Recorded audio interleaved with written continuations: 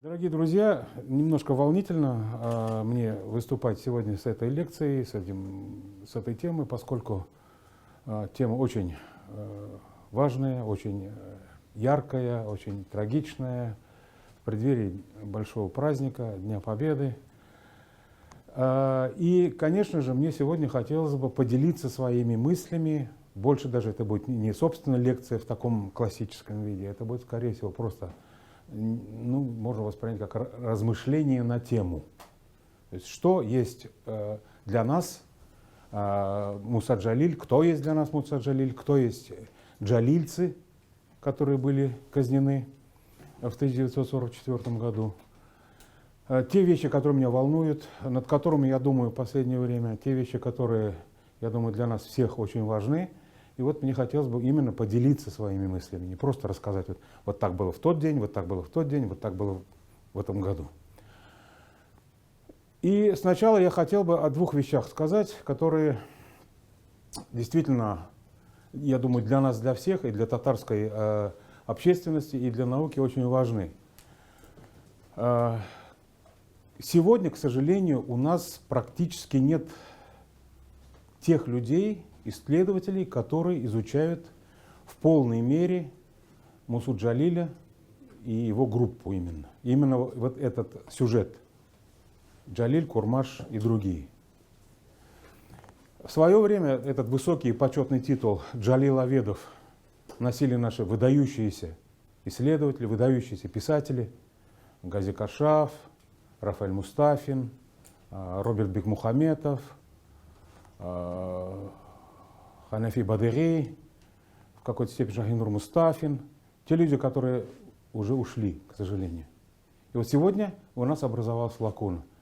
Я думаю, что мы можем говорить, что творчество Джалиля изучается, но так, чтобы вот именно комплексно изучать подвиг Джалиля и его соратников, к сожалению, сейчас целенаправленных таких исследователей нет. Это, конечно, тревожно, потому что тема важная, и эту тему надо изучать, ее забывать нельзя, мы не имеем права. Второй момент, который меня беспокоит, и очень я хотел бы его упомянуть сегодня, то, что некоторое время назад были весьма активные попытки ревизии, пересмотра подвига Мусы Джалиля и деятельности его группы. Были попытки, принизить, очернить, были попытки даже дезавуировать, можно сказать, да, что вообще ничего такого не было, что никакого подвига вообще нет, что Муса Джалиль там был чуть не лучшим другом Гитлера. Там, вы, если помните, была пьеса одного нашего литератора, который чуть не представил его таким придворным поэтом Гитлера. И что у него была и квартира, подаренная Гитлером, что он ему цветы посылал на день рождения и так далее, так далее, так далее. Ну и мне приходилось буквально несколько лет назад даже читать сценарии московских авторов, в которых Муса Джалиль представлен неким Джеймсом Бондом. То есть целый сценарий представили нам, сюда прислали на рецензию, и там Джалиль чем только не занимается. И драки с Розенбергом на развалинах какого-то костела, и какие-то там стрельбы, подрывы эшелонов и так далее, и так далее. И, оказывается, судя по этому сценарию, был Джалиль отправлен нашей разведкой в Германию для того, чтобы золото нацистской партии вывести в Советский Союз. Представляете? Вот сюжет был. Это был такой сценарий. Конечно, такие сценарии, они, я понимаю, что для автора, возможно, это было интересно и важно, и для престижа, для своего какого-то, но такие вещи с такими персоналиями, как Муса Джалиль, делать, конечно же, нельзя. Вот. И это вот тревожно, что мы вот начинаем как-то так весьма легкомысленно относиться к некоторым важным сюжетам нашей истории, к нашим важным личностям, и вот так мы можем представить себе этих персонажей. И поэтому мне хотелось бы сегодня немножко, так сказать, обрисовать тот самый фон, на котором возникала вот эта вот вся ситуация, при которой стала возможна деятельность группы Джалиля Курмаша. И прежде всего я хотел бы сейчас остановиться на тех событиях, которые развернулись с начала войны Германии против Советского Союза. Это было связано с созданием восточных легионов. Все вы знаете, слышали, наверное, что такое легионы дель Урал. Вот. Так вот, ну, я хотел бы для тех, кто, может быть, не совсем картину все это представляет, рассказать, вот чтобы вот лучше понять, что такое Муса Джалиль и что они сделали для татарского народа, и для Советского Союза, и для победы в Великой Отечественной войне. Мы должны с вами весь этот исторический фон представить. Вот это связано с созданием восточных легионов в составе вермахта. Дело в том, что немцы перед началом войны не предполагали использование никаких других народов на своей стороне. Был четкий закон, не то что закон, а была четкая установка, что никаким другим народам, кроме немцев, оружие носить не полагается. Нельзя, никому нельзя давать оружие в руки. И был такой резон, была такая логика, оно рано или поздно будет повернуто против нас. То есть там никому, только немцы имеют право носить оружие. И вдруг оказывается, что вот в 1942 году создаются восточные легионы. Вот здесь они представлены, какие были созданы, когда были созданы. Они были созданы из бывших советских военнопленных на территории Польши, или как называли немцев, генерал-губернаторство. Вот. Почему так получилось? Почему немцы вдруг изменили свои установки? То есть почему они вдруг решили привлечь к себе на службу представителей других, как они считали по их теории, неполноценных народов? А это было вынужденной во многом мерой. Это была очень циничная авантюра, безусловно, потому что немцы это сделали только ради того, чтобы, как они сами писали в документах, мне такие документы приходилось читать, чтобы сберечь немецкую кровь. Понимаете, это была просто вынужденная мера. Там некоторые факторы можно упомянуть, то, что было очень много военнопленных в руках у немцев, с ними надо было что-то делать. Была позиция некоторых эмигрантов из зарубежных стран, которые уговаривали немецкое руководство привлечь на свою сторону хотя бы тюрко-мусульманские народы. В конце концов, так оно и оказалось. Немцы попытались использовать тюркский фактор и мусульманский фактор в своих интересах. Тюркские народы и мусульманские народы Советского Союза привлекали их как своего рода колониальные, порабощенные народы. И что они якобы, в изложении некоторых немецких теоретиков, были потенциальными союзниками. Они были готовы будто бы подняться на борьбу против колонизаторов, то есть против русских и против Советского Союза. Понимаете, вот такая была установка. То есть теоретическая база была подведена, в конце концов, была уже с конца фактически лета 1941 года проводилась специальная работа в лагерях военнопленных по выявлению этих людей. Вот. Но это целая процедура, я уж на этом слишком долго останавливаться не буду. И в конце концов, вот на протяжении 1942 и 1943 годов вот эта вся эта авантюра и развернулась. Были созданы 6 легионов. Ну, сначала их было создано 4, значит, вот туркестанский, кавказско-мусульманский, армянский и грузинский. Волго-татарский легион был самым последним создан, а потом кавказско-мусульманский разделили на 2 легиона, северокавказский и азербайджанский. Вот теперь давайте посмотрим дальше, следующий. Вот как это все примерно выглядело.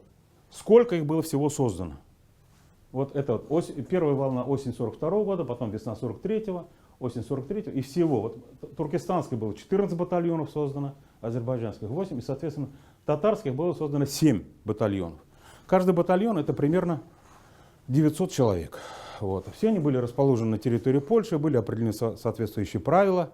И вот представьте себе, в составе вермахта создаются военные соединения из представителей народов Советского Союза. И вот этот план, он очень коварный, очень опасный и очень противоречивый. И надо каким-то образом на это реагировать. И вот именно вот я хотел бы, чтобы вы это поняли, что, скажем, подпольная группа Джалиля Курмаша, она была ведь фактически направлена против этой авантюры. Она была направлена против вот этих всех попыток немцев привлечь на свою сторону представителей народов Советского Союза, восточных народов Советского Союза. Так, давай следующий. Вот как выглядел наш, можно сказать, да? Волго-татарский легион из представителей наших народов Поволжья и Приуралья. Вот. Их было создано всего 7 батальонов. Вот я здесь очень коротко представил, где, как они были расположены и так далее. Командовал этим Волго-татарским легионом майор Оскар фон Зеккендорф.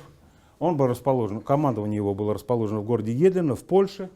И вот 825-й батальон, самый известный, первый батальон, созданный в составе этого Волго-Татарского легиона Идель-Урал, он был в феврале 1943 года отправлен в район Витебска на борьбу с белорусскими партизанами. И 23 февраля, в ночь на 23 февраля, он поднял восстание, там уже было это все подготовлено, и почти все легионеры, очень большой, по крайней мере, очень большой их процент, перешел на сторону белорусских партизан. Это для немцев оказалось совершенно неожиданным сюрпризом. И в конце концов, потом в немецких следственных документах было отмечено, что некоторые интеллигентные татары повлияли на это, на то, что эти татары перешли на сторону белорусских партизан. Понимаете? Это настоящий подвиг, то, что люди эти работали в составе легиона, провели эту работу, и было организовано это восстание, понимаете? Это настоящий подвиг. Об этом уже много написано, есть и книги, и генерала Гореева есть книга, и есть отдельный сборник, который называется «Крах операции Кугельблиц». Вы можете это посмотреть, найти эти вещи, почитать, и в интернете довольно много. Восстание 825-го батальона. И посмотрите, и после этого ни один из татарских батальонов не был направлен близко к Восточному фронту. Вот. 826-й был в районе города Бреда в Роттердаме, нес службу. 827-й на Западной Украине, потом во Франции. 828-й в Западной Украине, после того, как там много было перебежчиков к партизанам, опять уже в Западную Пруссию. 829-й Западная Украина, а в августе 1944 года вообще был распущен из-за ненадежности. 830-й создан в октябре-ноябре 1943 Украина, Западная Украина, Польша, а потом был превращен в строительно-саперный батальон. 831-й охранной службы на территории Польши. То есть их уже в зоне боевых действий не допускали. Почему? А потому что первый батальон уже показал свою ненадежность, понимаете? И самое интересное, кстати говоря, здесь я хотел бы еще упомянуть, что еще в декабре 1942 года, то есть когда только начинали создаваться эти батальоны, в декабре 1942 года в Волго-Татарском легионе была выявлена подпольная коммунистическая группа. Немецкие документы об этом свидетельствуют. Неизвестно кто, имена не приводятся. Я эти материалы видел сам. И эта группа была вскрыта, и ее участники были осуждены. Вот, к сожалению, нет никаких пока документов, источников об этой группе. Возможно, это был предвестник или предшественник той группы, которая была создана впоследствии. Немецкая авантюра по созданию военных соединений из военнопленных, из представителей народов Советского Союза, она оказалась крахом. И во многом этому способствовала работа группы подпольщиков, которые тут трудно сказать, это были специально посланные люди. Понимаете, у нас есть такие предположения, есть такие, и наши историки тоже писали об этом, что некоторые из участников группы Джалиля Курмаша были специально обучены, специально посланы в состав этих восточных легионов, чтобы они их разложили изнутри. Может быть, вполне. Может быть, это возникло спонтанно, когда эти люди, как бы понимая, что они могут это сделать, они пошли как будто на сделку с немцами, пошли на сотрудничество с немцами, и начали уже эту работу организованно проводить уже по собственной инициативе. Может быть и такой вариант, понимаете? Но здесь я еще хочу подчеркнуть, вот было создано, я вам сказал, 6 легионов. Ни в одном другом легионе таких групп не было.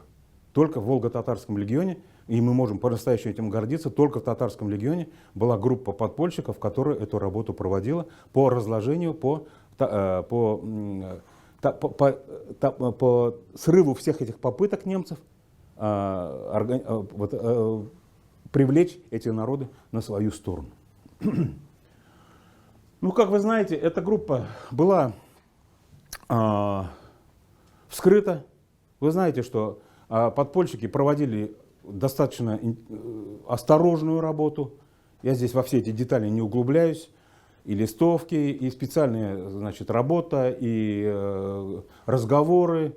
И было постепенно подготовлено восстание, которое должно было состояться в августе 1943 года.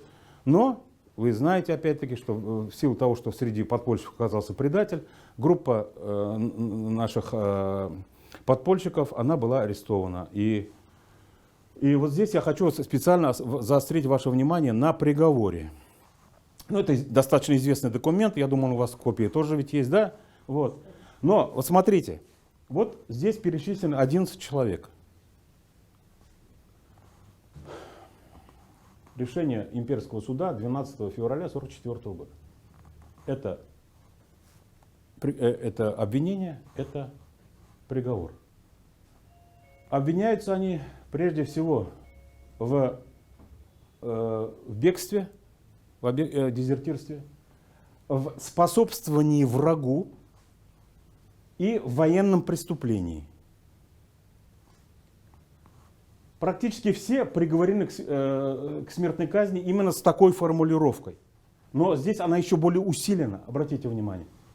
Способствование врагу, разложение вермахта, обратите внимание на формулировку, военное преступление и ослабление военной мощи Германии.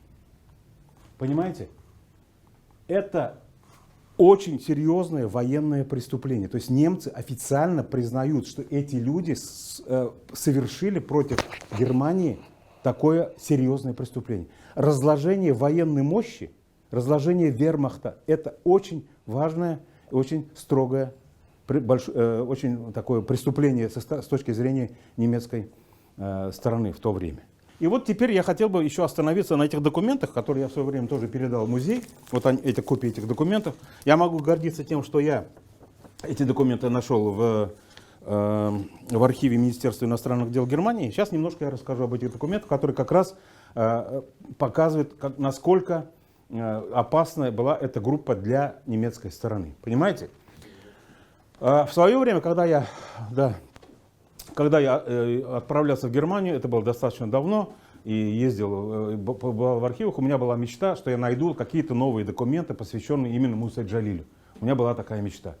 Таких документов я не находил и никак не нашел. Хотя занимался очень усердно во многих архивах, надеялся, что там в фондах, допустим, Восточного министерства, Министерства Розенберга найдутся какие-то, но там лакуны, очень много документов не сохранилось, и поэтому, к сожалению, я таких документов не нашел. Ну вот, 2 года назад в архиве Министерства иностранных дел мне удалось найти вот эти 4 документа, которые действительно фактически являются исполнением моей мечты, да? Вот, так вот, это очень интересные документы, которые показывают, насколько, вот они как бы подтверждают ту формулировку, которая определена в этом приговоре. Понимаете? Здесь, я вам сейчас очень коротко все это расскажу. 20 мая 1944 года. 20 мая 1944 года.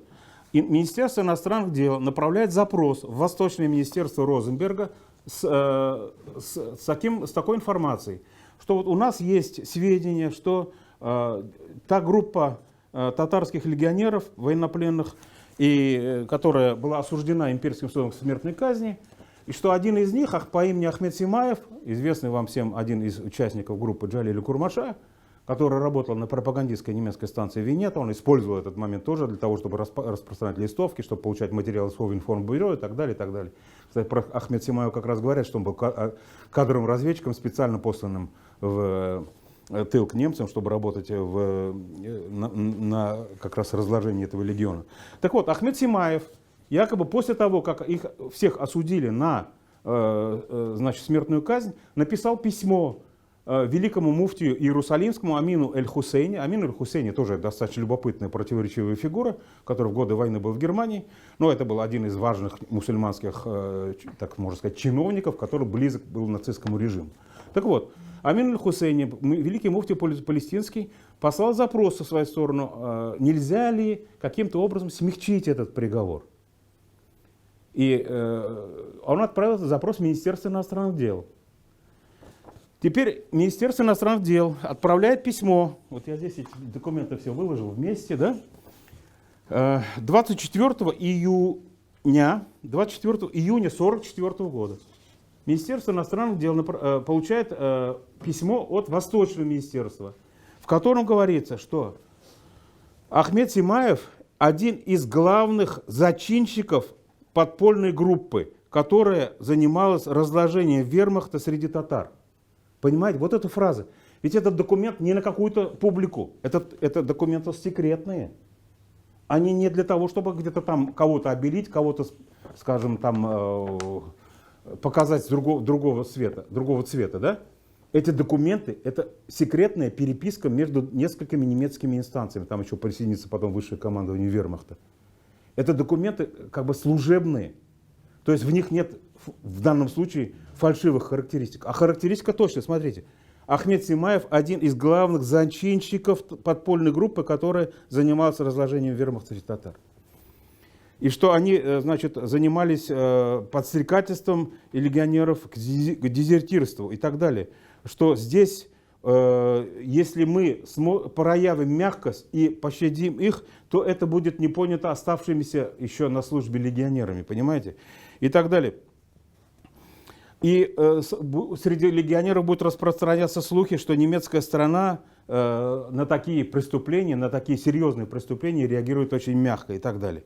И поэтому представитель Восточного министерства, известный ученый профессор фон Менде, так и написал, что наше министерство выражает серьезные сомнения против смягчения этого приговора.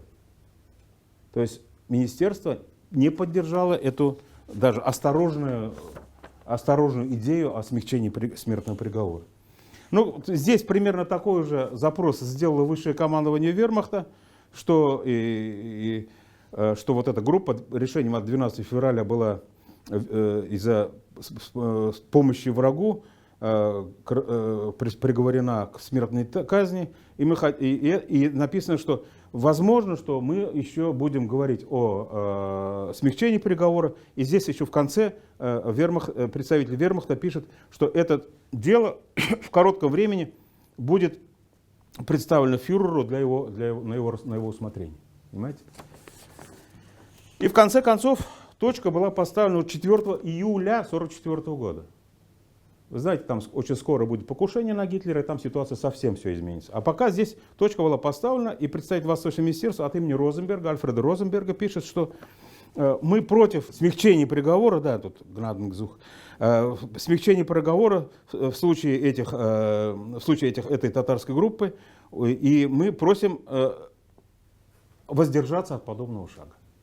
То есть Восточное министерство Розенберга четко и ясно сказал, что эти люди для Германии являются преступниками, военными преступниками и совершили действительно серьезные преступления против Германии. Поэтому мы этих людей пощадить не можем, поскольку это будет дурно воспринято остальными, понимаете? Джалильцы, курмашцы, их лучше так уж называть, правильно, да? Группа Джалиля Курмаша, они были казнены в тюрьме Плёцензе 25 августа 1944 года. Вот так она выглядела когда-то, эта тюрьма. Вот это, значит, основное ее здание. Здесь как раз то место, где располагалась гильотина. Вот это здание, оно было тут. И сейчас вот там осталось практически почти ничего не осталось. Я специально это показываю, потому что тюрьма Плёцензе, она была фактически предназначена для особо опасных преступников.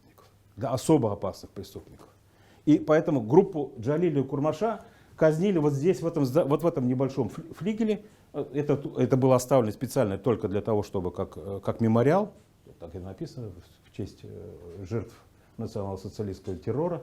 Значит, вот здесь была расположена гильотина. Так вот, я вот год назад там был. Утром приехал туда. И я был там один, там вообще никого не было. Это достаточно пустынное место, такой небольшой такой, как скажем так, индустриальный район Берлина. Я туда пришел, оно открыто постоянно. Зашел сюда, здесь прошелся, зашел именно в эти двери, там, где стояла гильотина. Знаете, какое там ощущение жуткое? Это невероятно, это просто какая-то дрожь внутренняя. Там столько людей, сколько жизней там оборвалось, понимаете?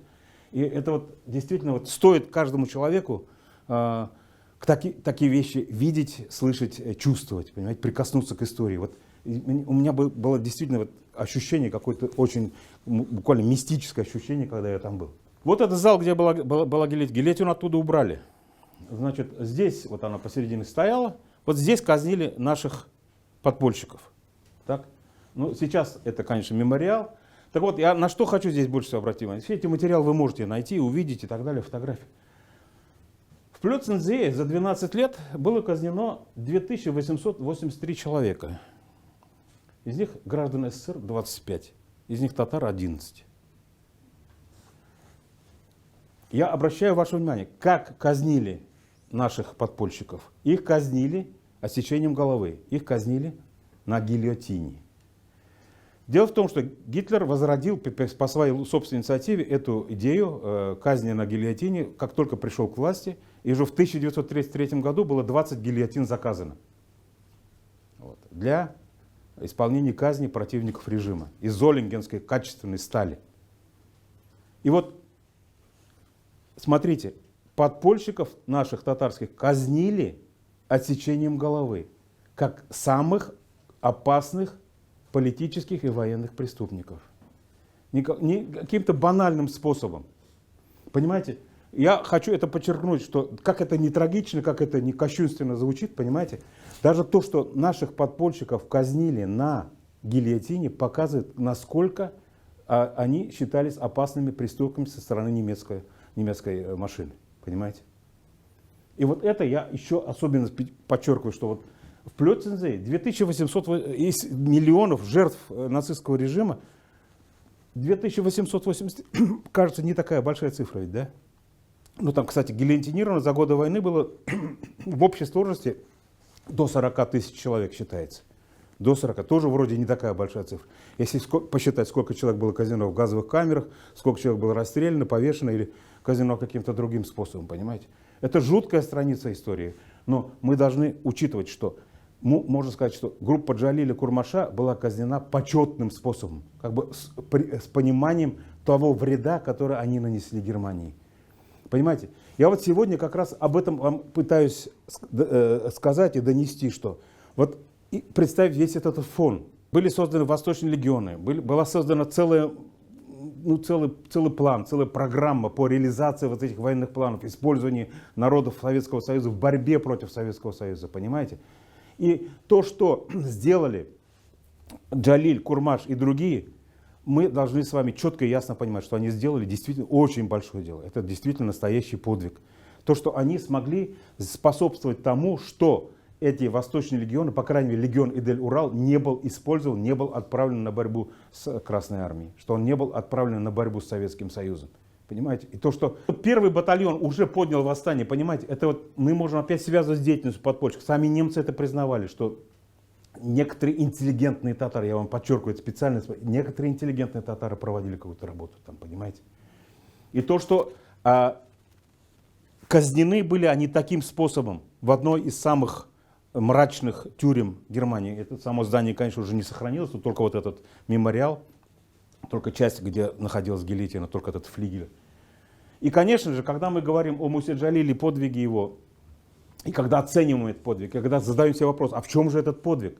Этот подвиг сам, прежде всего, не только в том, что они сделали, это подвиг величия духа этих людей, понимаете? То, что они не сдались, то, что они не, ну как-то так скажем, не пошли на поводу этих обстоятельств, а смогли показать себя настоящими героями, понимаете? И, конечно, следующий у нас, конечно же, это моабитские тетради, которые сами за себя говорят. Когда вот говорят, а что подвиг, где подвиг Мусы Джалиля, некоторые так иногда так с ухмылочкой спрашивают, и иногда приходят спрашивать, почитайте. Мне просто иногда хочется сказать, а вы почитайте. Такие стихи мог писать только человек, который действительно верит во все то, что он пишет, то, что он действительно испытал, то, что идет от сердца все это, понимаете? Ну, вы это все прекрасно знаете, я сейчас просто написал, что здесь вот это 93 стихотворения, что они переведены на более чем 60 языков, и что Джалиль за эти стихи был удостоен Ленинской премии. Вот. Поэтому, когда мы говорим об этой группе, мы должны с вами очень четко и ясно понимать, какой был фон. Не просто там что-то выдергивать, какой-то факт, а именно мы должны понимать всю эту, вот этот масштаб всего этого мероприятия, которое немцы организовали, и который они не смогли в итоге реализовать, понимаете? В конце концов, ведь вообще вся эта афера с Восточными легионами на протяжении 42-43 годов, она завершилась тем, что в 44 году все эти Восточные легионы, остатки, которые остались, их перевели во Францию. Они уже там практически разваливались. Они там, многие из легионеров, в том числе и татарских, есть об этом документы, перебегали к французским партизанам. Вы знаете про Амира Утяшева, которые переходили, участвовали в движении сопротивления и так далее, и так далее, и так далее. То есть вот это все, то, что мы сейчас можем говорить, вот группа Джалиля Курмаша, она действительно совершила невероятное. Она совершила удивительное, потому что результат-то был, мы видим какой. Понимаете? И, конечно, когда мы говорим о группе Джалиля Курмаша, мы должны с вами очень четко и ясно понимать, что это не просто Джалиль и Курмаш, а это целая группа. Их всех мы должны с вами знать. Не просто выделять одного Джалиля и показывать, вот только Джалиль был участником подвига, да, или там Абдулла Алиш, или Баттал, или там, допустим, остальные. Да? Вот Джалиль и его соратники, ну, здесь, кстати, Курмаша нет, да? Но я так уж нашел, их же 11 человек. Да? Ну, вот. Ну, не поместился, видимо. Да? Вот. Мы с вами четко и ясно должны понимать, что каждый из этих людей это герой. Вот тот же, скажем, Ахмед Симаев. Вот Ахмед Симаев, я недавно про него, ну, сравнительно недавно вот с этими документами опубликовал статью. Ахмед Симаев тоже удивительный был человек. Вот он работал на радиостанции. Была радиостанция Винета, которая занималась пропагандистским вещанием на разных языках. Вот. Кстати говоря, есть книга, которая про эту радиостанцию называется «Радио Винета. Самая секретная служба или самое секретное учреждение Третьего рейха». Представляете, она так и называется, самое секретное учреждение. То есть Ахмед Симаев работал там. Вот. Каждый из них внес свой вклад. И мы должны этих людей знать. И в преддверии Дня Победы, конечно, мы должны вспоминать не только Джалиль, но и всех наших героев, подпольщиков, которые работали на то, чтобы и кто-то на фронте, кто-то в тылу врага, кто-то вот в составе этих восточных регионов. И никаких сомнений в том, что эти люди действительно герои, у нас сегодня быть не должно ни в коем случае. Даже никаких, мне кажется, поползновений в эту сторону. Мы с вами должны исходить исключительно из фактов. Я сегодня постарался вам представить именно вот эти факты. Именно вот эти моменты, которые, на мой взгляд, особенно важно акцентированно представлять и говорить, вот наши, мы гордимся этими ребятами, которые положили свои жизни, чтобы замысел врага не удался.